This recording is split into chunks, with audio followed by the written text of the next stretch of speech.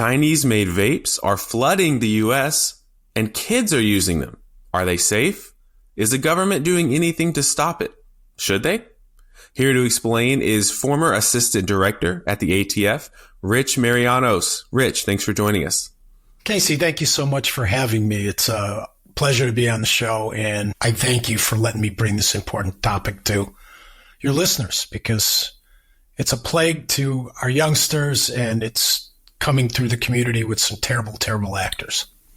Yes, I mean, a plague. When people hear about kids and vapes, it's not a new topic. There's questions and ongoing research about just how healthy or dangerous, and I think that the jury's still out on some of the details on that. But when you hear about these Chinese-made vapes, some of them maybe not regulated the same. What's going on here? Should parents be concerned? Parents should be very concerned, because some studies in some states have 8 out of 10 kids using these criminal vape devices.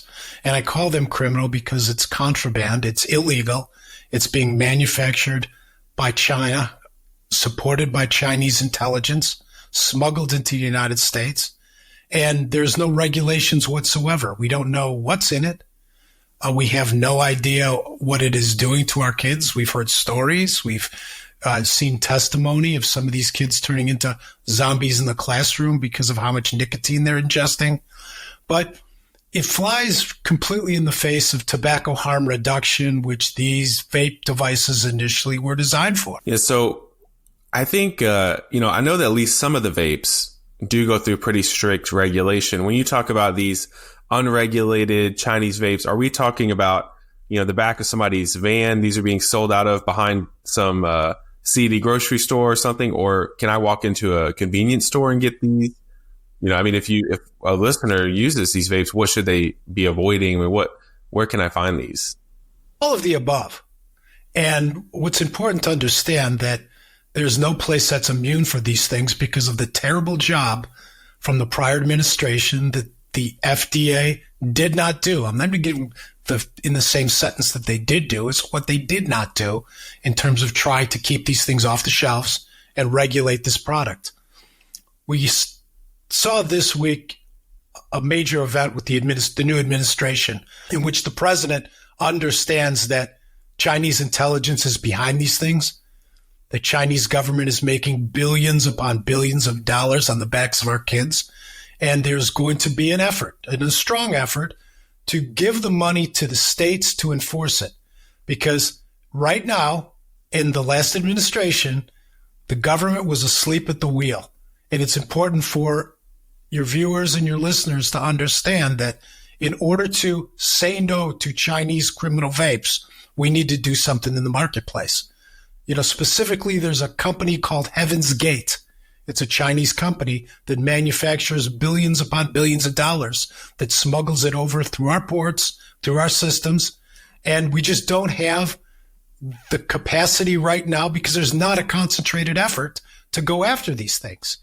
Some intelligence that some of my partners have developed through their sources, that just in the last 2 years, this is just what the FDA has caught, or CBP, Customs and Border Protection, with a real haphazard, lackluster effort, was over $400 billion of products they recovered. Can you imagine what has gotten through and how this has affected our youth? And that's where the rubber hits the road. If we know that this is a problem and we know it's affecting our kids, we need to go after it with a full court press. The last time I looked, China was our number one security threat in this nation. And if we know that they're making this much money on our children, I applaud the administration, I applaud the president, and I applaud the people that are coming up with the strategy to get the money in the state's hands, the police hands, to do something about it. So I do want to talk to you about what the new administration can do. But first, the average parent can't change policy, can't do this thing. So what does your average parent need to be on the lookout for? Maybe they even have an older child, a college student, who they've just come to terms with them. They're going to vape something. Are there brands? Are there key markers, things that they can be on the lookout for to help protect their own children? There's thousands and thousands of criminal brands out there. That's what's difficult. But there is a handful that have been regulated by the government to be allowed to be sold as tobacco harm reduction devices when they were put together to get people away from combustible cigarettes, which is a good thing. We want to get people away from smoking. That is one of our goals. But now that the criminal market has got so entrenched, there are thousands and thousands of different ones. Now, a successful strategy that many states have taken on is putting together a registry in which the state officials have identified the at-risk products and allowed their law enforcement to go after it. One of the best things parents can do is identify the criminal vape shops, the criminal traffickers that are selling out of the trunks and out of the vans, the kids that are selling it out of the backpacks, and use local law enforcement once they have this registry to penalize and punish these criminal traffickers. Deterrence works.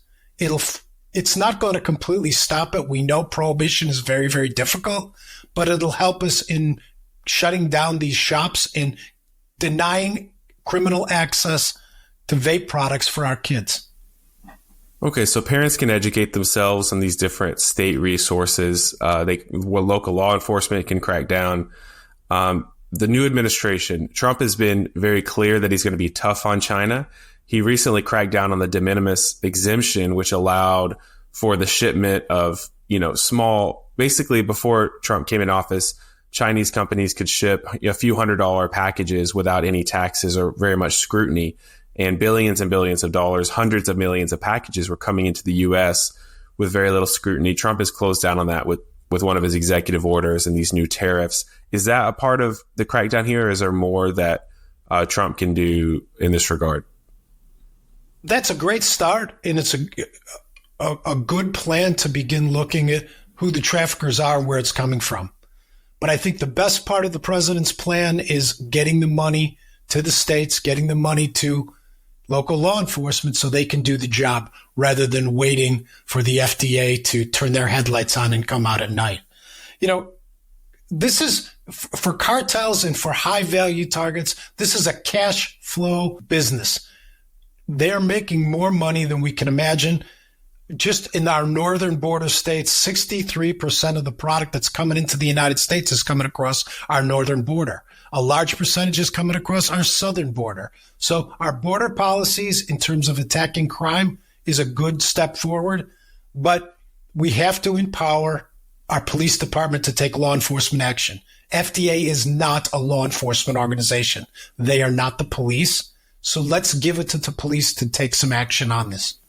Is there anything, point taken, is there anything the FDA can do? There's a lot of interest in the FDA, RFK Jr., possibly taking over that agency. He's kind of an unconventional leader. Do you know his stance on this? Is it really all law enforcement? Is there anything that the FDA can do? Regulations is not my wheelhouse. It's pretty much law enforcement, and I wish I could talk to you more about that. And to be fair, I don't know what's in RFK's on his desk right now or what is in his strategic plan, other than jail works, punishment works for some of these sources of supply to these kids.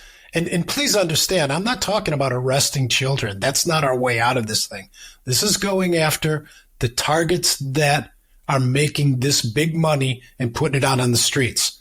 It's just like we can't go after users for narcotics, but we sure can go after the traffickers and the high value targets. It's the same thing with these Chinese vapes. Billions upon billions of dollars, cartel and high value target cash flow is what we need to understand as a nation. And this is a big way to stop them. Stop the money, you stop the flow. Increase the pressure, you decrease their methods and mode of operation. Rich Mariano, law enforcement expert, former leader at the ATF, wants to crack down on the vapes. Makes sense to me. We'll see if this new administration can get that going. Rich, thanks for coming on. Casey, thank you so much. And I appreciate your time, and please stay in touch.